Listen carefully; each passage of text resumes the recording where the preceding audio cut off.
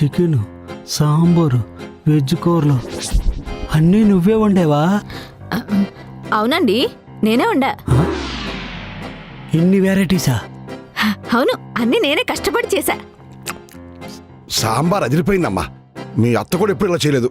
ఈయన మరీ ఓవర్ చేస్తున్నాడు. ఏంట్రా అలా చూస్తున్నావు? తినో. ఆ, మావయ్య గారు, ఆ చికెన్ వేసుకోండి. ఆ?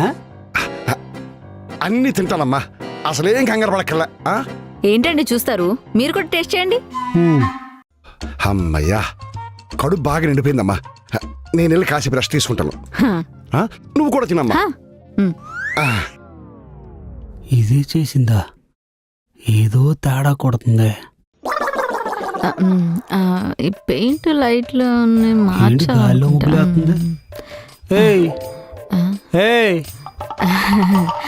నిజం చెప్పవే, ఇవన్నీ నువ్వే చేసావే? అవునండి, నేనే కష్టపడి చేశా. ఆపవే నీ దొంగ నాటకాలు. నిజం చెప్పు, ఒక రోజు చేస్తే వారం రోజులు సరిపోవాలంట వంట. అలాంటి నువ్వు చేసావు నేను నమ్మాలా? నిజం చెప్పు. అక్క, మీ ఇంట్లో సాంబార్ బాగున్నట్టున్నారు, కొంచెం వేస్తారా? పెద్దమ్మా, కొంచెం చికెన్ వేస్తావా?